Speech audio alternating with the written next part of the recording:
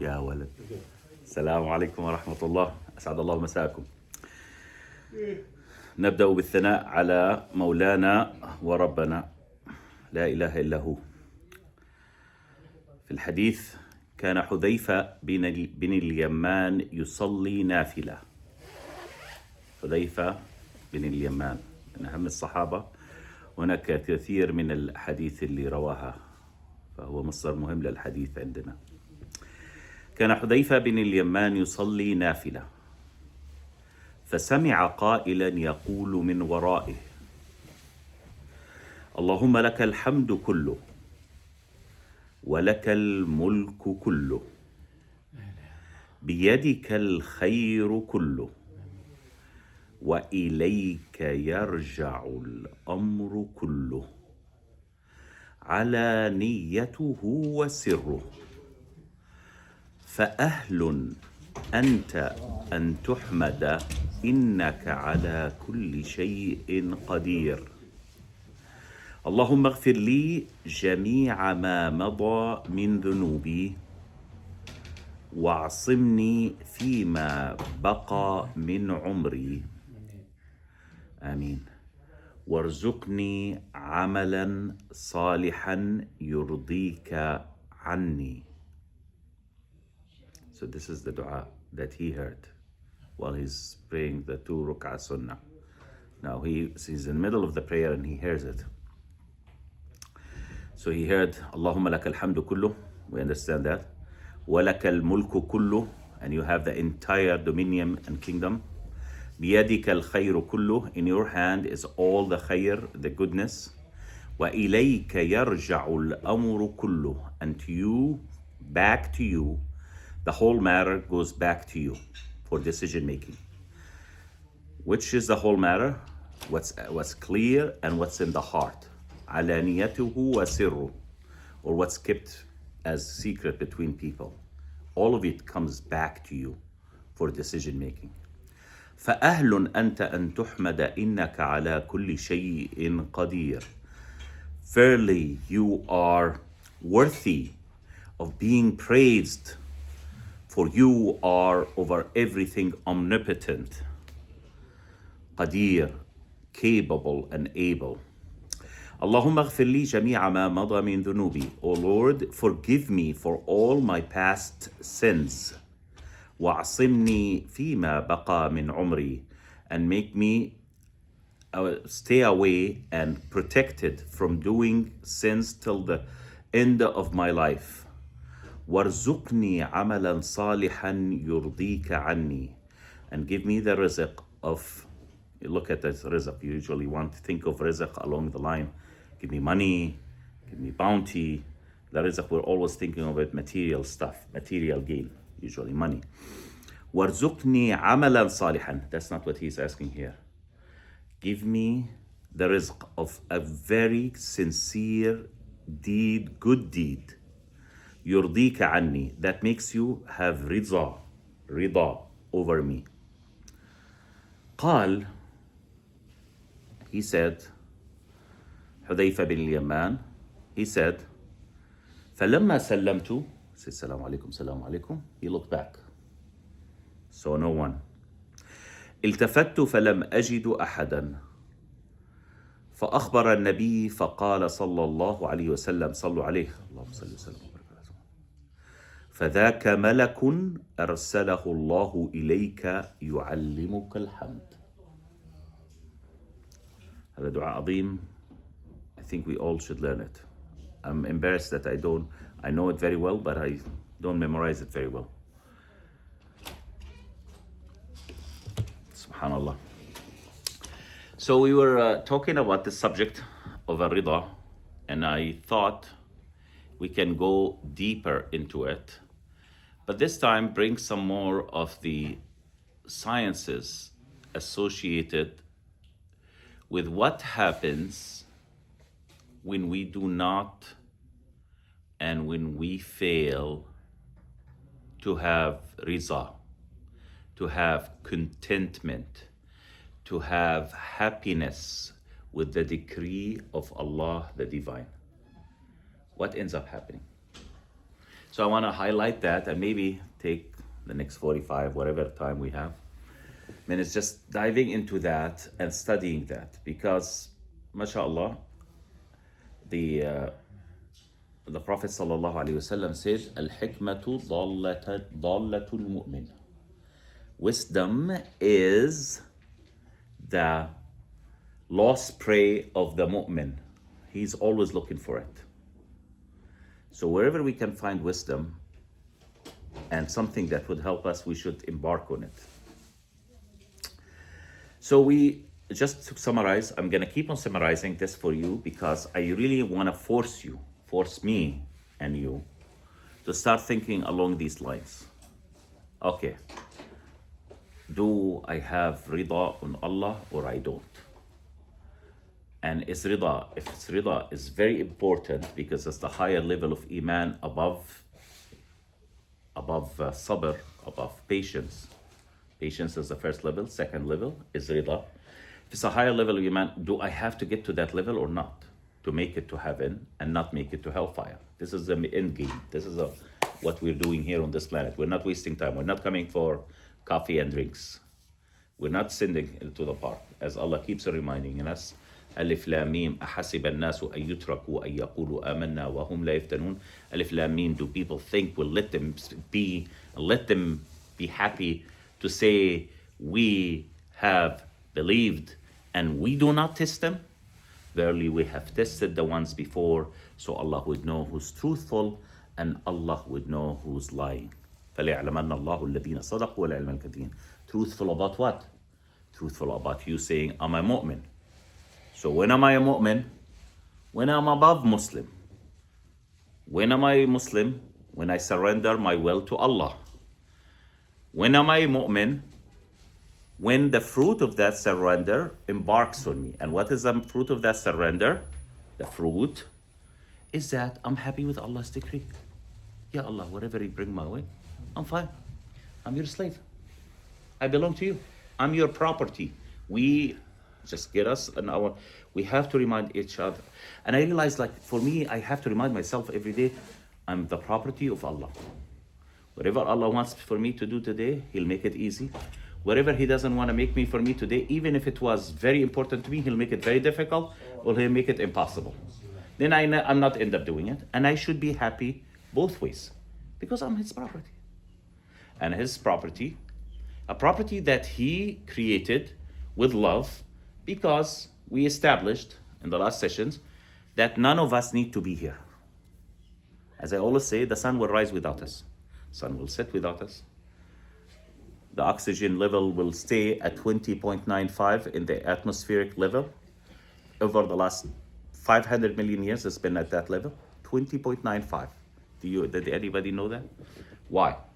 So the sphere around the Earth, we have nitrogen and we have hydrogen and we have, of course, oxygen and ozone and whatever other elements of gas we have. Why is it at 20.95? Because Allah خلق كل شيء بقدر. He created everything with exact measure. And they actually were able to detect that 100 million years ago, it was at 20.95 of that atmosphere of the Earth is oxygen. Why? Because when you take the fossils and you look at them and you look at how much water it is and how much, you could actually measure all these things. So fossils at 100 million years ago, pieces of iron, pieces of this, they show this. Why? Because if it was at 21 or 22%, you walk in the street and you start fire. The friction between your foot and the floor will start a spark. That's too much oxygen. Just 1 or 2% more. How about if it's 1 or 2% less? Well, it is all right now. Some places on Earth, in Peru, where it's very high, on these mountains, what are they called? Machu Picchu. Machu Picchu? Machu Picchu. Have you gone there? 6 times. 6 times. And how do you feel there? Don't you feel dizzy when you get there? It takes you almost 2-3 days. 2 to 3 days. To get used to the atmosphere. You get 2 to 3 days. So in that 2-3 It's a long trail, to walk. But you cannot just jump to No, go no, there. it's impossible. It will make you Dizzy, yeah. dizzy and you'll fall down asleep. Why? Because the oxygen is less. Yes. Okay, so imagine if we all were living like him or like the people who go to Himalaya, how impossible life is.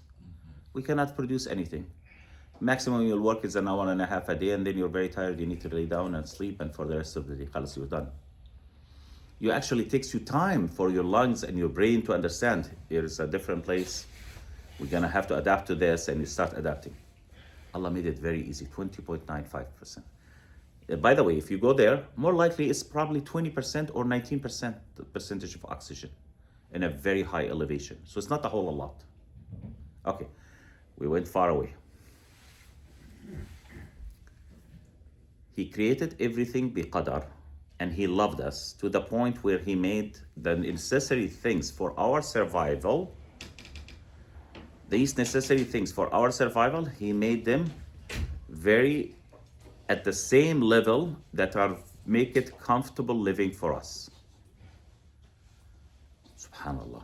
It makes you think, a Lord that really cares for me that much. He allows us to pollute it. So you can increase the carbon dioxide emissions and create a sphere around the earth that stops, it becomes like a mirror, and the sunlight comes, it wants to go back, reflect, it cannot reflect because now you have too much carbon dioxide around. So now we have a mirror that keeps on pushing the light back and back and back and back and heating up the earth, and now we have severe weather, either very hot or very cold because of this phenomenon.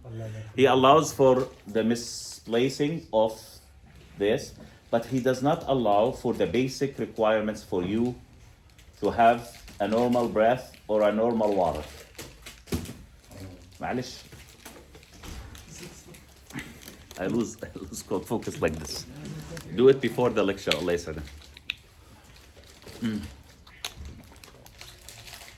So, my Lord who created me and who loves me, I must have in my deepest and deepest of hearts the belief that He will always pick up the best decision for me, and a lot of those decisions when I will not like. A lot of these decisions might look like harm on the outside when there's a lot of mercy inside. Thank you, sir. A lot of the decisions I have to face, they might look like harm outside, but then there is mercy inside.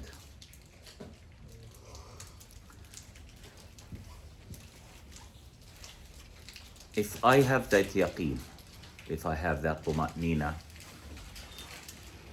and if I remind myself every day that Allah will pick up the best decision for me, including me, that decision might be having an accident today, and that is good for me because Allah has a better plan. Allah looked at the scenario of my life and said, if I leave him like this, he's gonna spend like at least 50 days in hellfire. I don't want him to see any hellfire. I'm just gonna make his life a little difficult right now. I'll have him fired today. I'll have his son break his leg today. I will have him evicted today. I'll have him divorced today. I'll have him go to the hospital and not come out for another 3 weeks from a serious sickness. And I'll cleanse him. I'll clean him. I'll make him, elevate him. And that's good for him. This way, he doesn't go to fire. I don't. وَمَاذَا يَفْعَلُ اللَّهُ بِعَذَابِكُمْ, huh? And what does Allah do for adab? Allah says in the Quran, this makes me no benefit to punish you. I have no interest in punishing you. And that's why He made the scale skewed in your favor consistently. One hasana, عشرة أمثالها to 700 times, and sayyah, one sayyah. That's not fair. It's not fair in your advantage. So that tells you He loves me. He doesn't have to do. It should be hasana for hasana, sayyah for sayyah. End of story. Isn't that well balanced? That's the balance. No. The scale is always tipped in your advantage. And nobody tips the scale in their advantage unless she's your mother.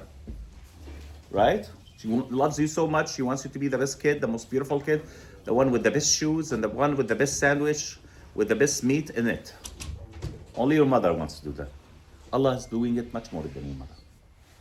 Now, why I keep on circling about that very simple concept is because I know for a fact that I fail to realize that any given day of the year.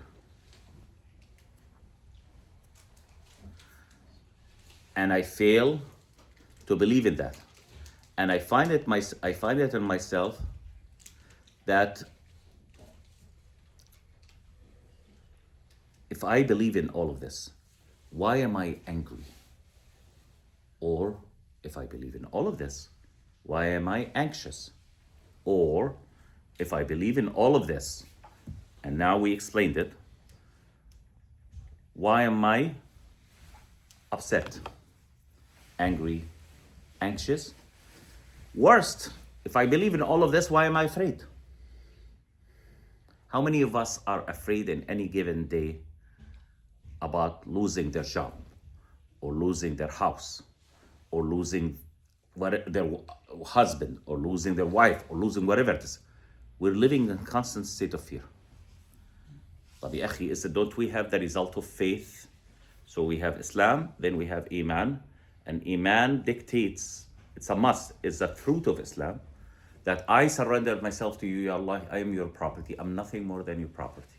You tell me come, you tell me go, you give me the soul, you take away the soul, you give me a child, you don't give me a child, you give me a child, then you take him your gift back because he's just a gift, and I don't owe him, and so I'm always yours. You take me from this country to this country, the last minute in this country, you take me away, you do this. If that is the truth, why am I afraid?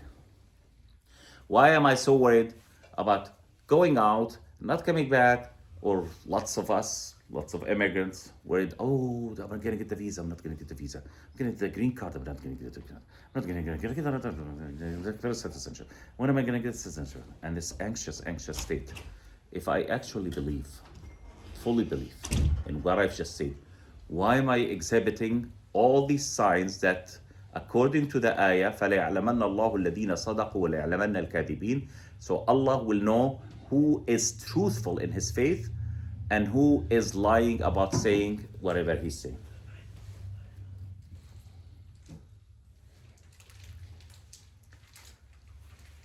I'm just inviting you to think.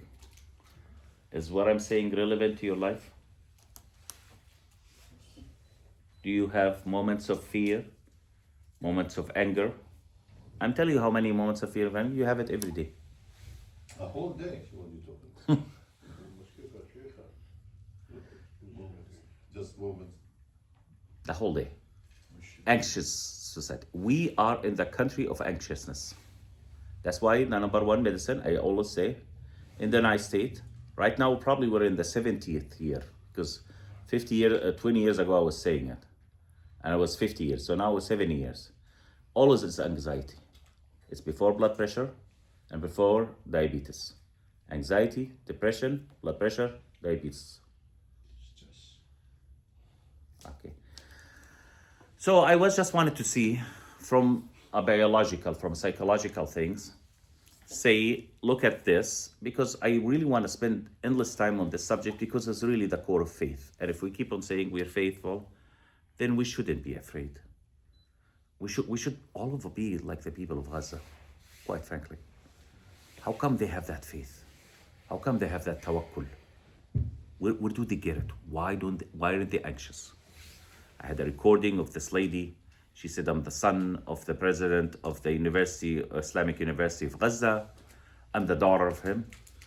And she's recording it. And she said something very interesting. And this is the story. This is what triggered me looking into all these things. And like I said, why can't we be like these people?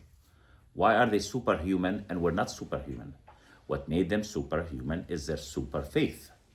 So faith has the capacity to make you resilient. Those people took one country 3 hours to finish it. It took them 3 years and they can't finish it. That's called resilience. The capacity to continue to fight back for survival.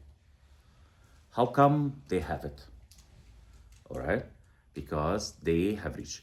This lady had an audio recording. I don't know if you heard it. It was always, it came up on the 12th day of the invasion of Gaza, like October 12th, 14th, October 17th, something like that. 3 years ago now. And she was saying that I am sitting with my kids in this bed and I'm thinking, that I'm quite sure the entire world is praying for our safety. The entire world is appalled by what the amount of vicious attack that's it's been beset by our people. And I know that the entire world in North Africa, and there's people, you guys, especially the Muslim people, are all praying for us. And I just want to tell you, and while she's saying that, you hear boo, and it's a bomb behind her, and she's very calm. Calmness that's almost eerie. She said, I'm in bed right now with my 3 kids. I had to read these ayat for them, and I'm telling you, this is my feeling. And she starts describing her feeling through the first ayah, the second ayah, third ayah. She said, I'm having sakina. I feel that Allah has pinned down the sakina on me. And while she's saying sakina, you hear another bomb, and she's no recording for 3-4 seconds till the vibration stops, and she continues talking in a calm voice. And you know what she's saying? She said, my kids never go to bed early. I just talked about them about ayat sakina. I touched their head and they went to sleep right away, while the whole world is falling around us. She said, and they come to you and attack you from below you, from above you. That's happening right now, she said. And she said, I am feeling right now incredible faith, lack of fear, and I don't know where it's coming from. And while she's doing that, you hear the third bomb. And she's in her bed and describing it with softness. And you know what she said?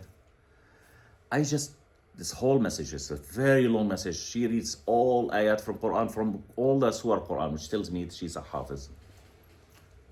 And she's a physician herself. And she goes, while I am praying for you, while you're praying for me, I just want to make one prayer for all of you. And I hope you hear my prayer. I am praying that you all would take the time and invest the time in increasing your faith.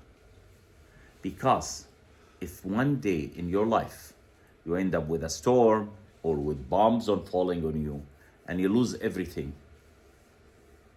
instead of befalling a victim to stress that finally ends up in anxiety or depression, you could be talking with ease, knowing that Allah is at every point in your life taking care of you.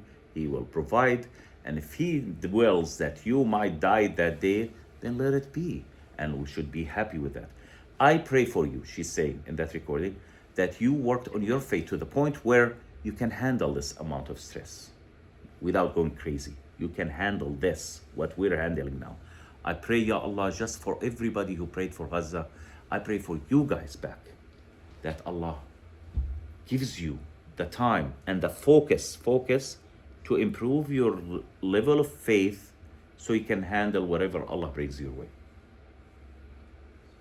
The ladies, 3 days later, the entire house was bombarded, and she and her 3 kids died. And she predicted that. She said, it might happen any minute, and I'm very okay with that. We will just go to a better place, and I'm not afraid. I'm not afraid. I'm not afraid. I pray that you could reach a point of your life when you go to your work, you're not afraid. When you come back, you're not afraid. At least you're not anxious. Okay, so this is the goal, and that's why I'm challenging you to bring it to consciousness every day.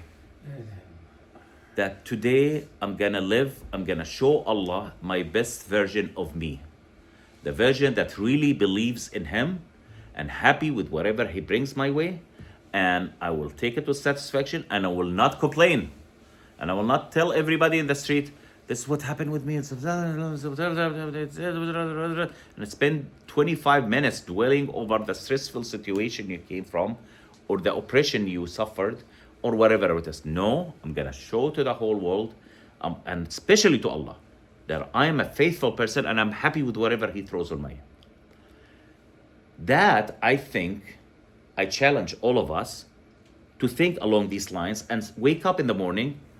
Do first of all Qiyamul Layl. A day without Qiyamul Layl, I think, is an unblessed day. I don't think that day is worth living. 45 minutes, 40 minutes, 50 minutes, 1 hour, 1 and a half, 25 minutes before Fajr, whatever you can afford. Just do your 8 ruk'ah, put your head on the floor in complete submission to the Divine, ask for His mercy, ask for Him to quieten your day and put barakah in your day, put nur in your day, and then come to the Fajr in the masjid and then start your day like that. But while you're doing all of that, be conscientious that today, Allah knows what challenges I might face. Ya Allah, make me a better person today. Make me a more person to live with, more modest. That is the core of Rida. And I find, I'm sorry, you guys, all of you have 5-10 people you deal with. Subhanallah, Allah decided somehow, that's my destiny, that I deal with hundreds of people every week. I'm telling you, of all the hundreds of people from all faiths, let's say 80% are from our faith, I see almost 100% failure ratio. In what I just said, the simple things I just said, nearly 100% failure ratio. And it's very depressing to me because at 100% failure ratio, if we were in the situation those people were in, we will not last 6 days without losing it completely. How come they're resilient? How come every one of them is a superhuman? Right? Because of Rida. Because they accept it. So this whole thing, the word Muslim is such a very big deal because, yeah, Muslim from taslim. Taslim, that I surrender myself to your will, Ya Allah. That's exactly what Muslim means, right? Okay, so what's the result of that? That I'm happy with whatever you bring. Why am I not happy? Didn't I just say I'm a Muslim? Or was I lying to Allah and to myself and everybody around me because I show at the masjid? Why isn't it not reflecting on my behavior with other Muslims? Why it's not reflecting in that? Why when it comes to the hard point, I'm panicking and I'm very angry and I make everybody know around me that I'm very angry, right? And why am I very anxious? I'm inviting everybody who listens to this over the internet or this to really just examine yourself, make it conscientious decision. Ya Allah, I want to have more rida in my life.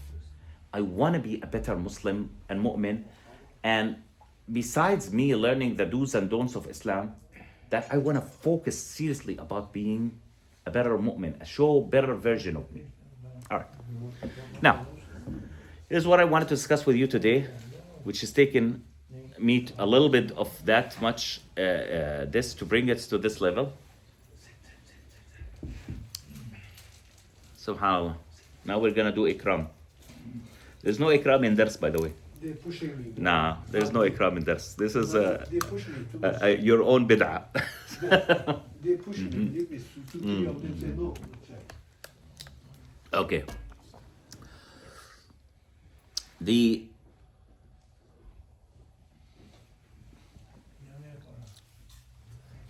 lack of rida produces a phenomena. Each one here is very aware of it.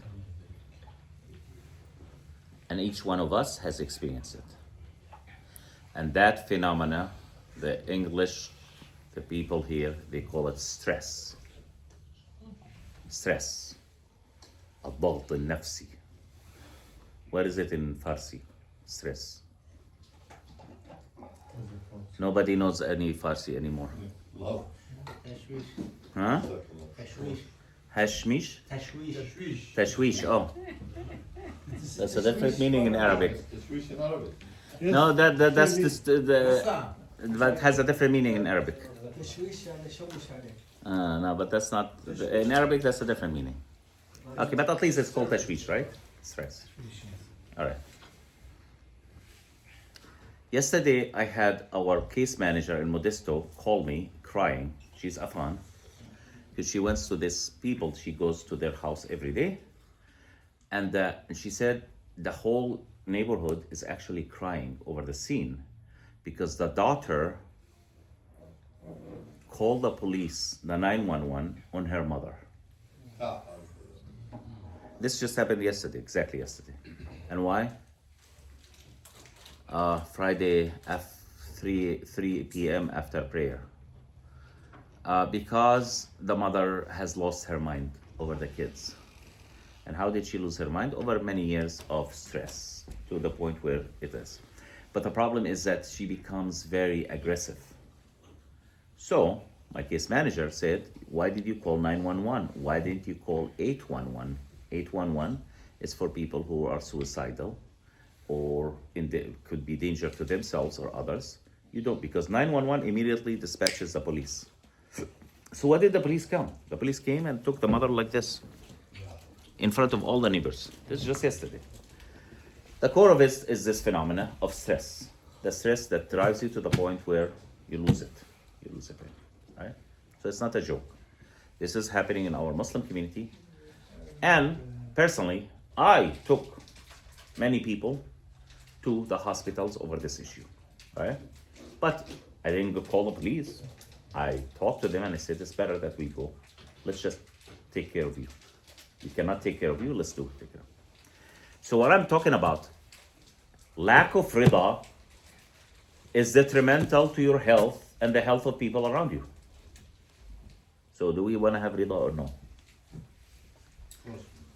That's why it's so dangerous. This subject is the core of Iman. That's why Sabr, in all the books, I want to invite you guys, you should do research. Wallah, it's beautiful to read. 1 chapter for Sabr and 20 chapters on Rida. Because it's difficult to do. Because we all fail in it. Sometimes we succeed, and the majority of times we're failing. So I wanted to just describe to you what stress. Anybody knows the definition of stress? Okay, one time here, before I told you, that stress happens when one of two things happen. Number one, we have a perceived, or we made the assumption that I have the hawl and quwwah. That's it. In Islamic tradition, in Islamic world. I am the one with hawl and quwwah. Only to discover that la hawla wa la quwwata illa billah. خلاص؟ واضح? Shall I disciple this? Shall I explain it? Yes. I expect that, as I said before, I wake up in the morning, I have a new car, I go, I turn on the engine, it works. I go in the morning, I turn out the car, in 7 minutes, very close by, I have this meeting, and this meeting is very essential for my business, for my job, for this, whatever, and then the car doesn't work. Try it again, put this, put that, now time is running out, and I realize that I don't have control over this car. Basically, the car doesn't want to work. And now I'm gonna fetch Uber, and now I'm 7-10 minutes late, 20 minutes, half an hour late for my job, interview, whatever. What happens? Now I have a chest, I have feeling frustration, I am just maybe swearing or whatever it is. Why? I'll tell you why. Because in my head of heads, I thought I have the hawl and quwwah over everything. I made that assumption. I didn't make it awareingly. But I deep inside of me, I actually did that assumption. Deep inside, subconsciously, I made the assumption that I control stuff. When the capacity to control and the execution, al-quwwah, to control anything, is only coming from Allah. But I am stupid, so I made that assumption that I control. Similarly with my kids, similarly with my wife, similarly with my boss, similarly with my neighbors, similarly with the people in the masjid who constantly act in a weird way, and I have fought at this, and it's not happening. So the expectation is here, the reality is here. This differentials, because I made the stupid assumption that I control the world and the elements around me. Now I'm very unhappy. I'm at least frustrated. That's called stress. Cool? All right. So that's one definition. That's one cause of stress. At the core of it is what? Adam al-Rida. I'm not happy that the car did not work because it's supposed to work. Why? Because if I really had the Rida over Allah, of that He controls everything from the get-go, and I reprogram myself that morning, La hawla wa la quwwata, because La hawla wa la quwwata illa billah at the end of it means La ilaha illallah. That's what it means, right? That is the practical meaning of La ilaha illallah, right? So, but now I have the hawl and quwwah. Whatever I tell to my kids, they're gonna do. Whatever I tell to my partner, they're gonna do. Whatever I tell my employees, they're gonna do. No, they're not gonna do. It's with Allah's willing power that He allowed them to listen to you, and allowed for that machine to listen to you, or allowed for that person this. And when Allah decides He should not listen to you because He needs to test you, because you're about to put yourself in hellfire, and He doesn't want you to get to hellfire, and He cleans you up and this, then He's making it more difficult on you because He loves you, because He doesn't want to put you in hellfire. End of story. That's one definition. Okay. What's the other definition of stress?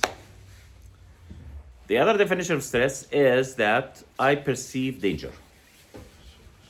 In the language of medicine, it's called flight and fight. Run away and fight. I'll tell you how fast a flight and fight. So there is a small place in the, actually, I think I have a map for it. Maybe I can show it to you here. Small little place in the brain called amygdala. Does anybody know anything about the amygdala? It's one magical piece of your brain. It's just like this. It's just like a little grape inside in the middle of your brain, amygdala. And this amygdala has a superpower. It has so much of superpower here. So this is your brain, and this is the amygdala. Just a little thing, red thing here at the end. I don't know if everybody can see. All right. This amygdala.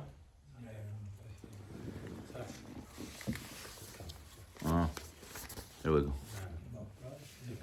Yeah, this is the amygdala. Huh? This very little one has the power to take over your brain and your entire body and shut you down or shut you up. Actually, it has the power over the brain. We think that the brain, no, this very little thing has superpowers. So actually, it sends message from the amygdala to they call it hypothalamus. Hypothalamus. Why do you know about it? Doctor. Here you go. Hypothalamus. So tells from this, and hypothalamus is here, actually, very close to it. All right. So what is happening with the amygdala? Why do we need to talk about the amygdala? Okay. I had two of my good, very close brothers at, what is it called? I think Maiwan Market in Santa Clara, along El Camino. Does anybody?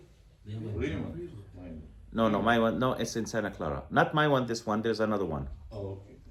In Santa Clara. I know the one in Fremont. So it's in Santa Clara in El Camino. Okay, and he actually bakes bread and he has a little restaurant section. And Afghani bread and this. Very good food. But a supermarket, bread and bakery, is just like a typical good, mashallah, Afghan market. And so he has the tables in the front, and this is just about 2 years ago. No, maybe 2.5 years ago, 3 years. Okay. So the tables are in the front. They're ordering food, very delicious food, hot from the barbecue, very happy. Both of them are sitting like this. In their peripheral vision, this side of the peripheral, they saw something approaching very fast. It turns out that the car lost control, the driver, and just came full speed at them. Full speed. The total time of reaction they had is 1 second. The amygdala took control of their body, did not ask the brain. The amygdala does not ask the brain. It just sends a message to everybody, to the two systems, the sympathetic nerves and the anti-sympathetic nerves. And it told them in less than 1 second that they need to stand up and jump far away from that. One is sitting on this table this side, one is table on this side. Within the 1 second, they both pushed the chairs back, stood up, and jumped from here to there, and from here to there. And the car came in the middle. And nothing happened to them. You can say maybe there's malaika, there probably is malaika with this, But the amygdala actually has the capacity to do that in less than 1 second. And the brain has nothing to do with it, by the way. The brain does not give the order. It's amygdala, the spherula. The amygdala is so powerful that it can do this flight and fight response. And within this 1 second, 50 things it does. It sends to sympathetic nerve system to the rest of your body saying, I want 500% more flooding of blood in the vessels. So the vessels go this big, become very big. And then it goes to an antisympathetic nerve system and says, while I'm increasing the heartbeat, loosening the muscles and strengthening them, and pushing 1000% more energy into them through the blood with oxygen and energy, I want 3000% adrenaline level hormone that makes you superhuman. You can run from a lion and you will surpass the lion. That's how it is. And it all does that in less than a second. And the action is taken also within the less than a second. So we all have that capacity to be Superman without the brain having to do anything with this. The brain will get notified later on. We'll tell him later. The antisympathetic nervous system shuts down everything. You're digesting, it shuts down the stomach, it shuts down the intestine, it shuts down el mari, it shuts down the whole, everything that's not necessarily for you to run away. It dilates your eyes, so they open very much. Now you can see in the very dark, very clear. And it does that in 0.01 to 0.001% of 1 second. Okay, so that's why stress is important. Stress is something we need to survive. So stress is not a bad thing. So why is always stress kill you? How many times you heard it? Because now we have that stress, this incredible system that Allah puts in us, and we take it for perceived threats that don't even exist. And we have the same thing. The adrenaline level, the immediate increase of high blood pressure, the immediate increase of blood flow, even the lungs have to, it tells it to go and pump a lot of oxygen and clean up very quickly. It activates cells that never been activated just for this flight and fight. And what will happen? Why? Because our brain has played on that trust trick that I have the same situation because this guy walked in the street, because of what I thought will happen to me today, because the manager kept on giving me 1, 2, 3 notices, because I might not get my disability benefit, because of what's happening with the wife, because of what's happening with the husband. And now we take it elevated to the level of fright and fight. We have to survive. And before you know it, high blood pressure, forced high blood pressure, not normal, force, because the brain put images. So now that is bad stress. Now it's okay to have bad stress. We're designed, it's okay. The problem is to have bad stress for a sustained period of time, for ongoing period of time. What does it give you? It gives you another worse condition that number 1 prescribed medicine in the United States is for. And what is that? Anxiety. Because we have allowed ourselves to believe that things in our head are real when they're not real, when they're not big deal. Why? Because we, at the core of it, when I got to the core of it, we don't have rida. We don't have rida. You see how bad it is? Rida is not only about Jannah and Nar, rida about you not losing your brain, especially in the Western countries. Because this is the land of anxiety. Takbir. We're number one country in anxiety. All right. So, if I may, how much time I have still? I haven't started. Every time I want to start, I don't end up starting. See what happened? Okay. Then khalas, this is too heavy. Where I'm gonna get into it, so we'll leave it to the next. I told you this is a 10 episode just on Rida. Alhamdulillah. But this stress is just one thing, piece of the Rida. Now there's other pieces, also biological, psychological, that makes us Rida. What I'm saying, if you don't have Rida, you'll kill yourself. You'll be very ugly person to live around. People will hate you, neighbors will hate you, your husband, your wife will hate you. You become not pleasant to be, and more importantly, you lose sleep, you add weight, and you shorten your lifespan, and in the process you get yourself possibly a heart attack, a stroke, a heart attack and stroke, high blood pressure, and because you're not sleeping, then lack of sleep causes what? Diabetes. People don't know.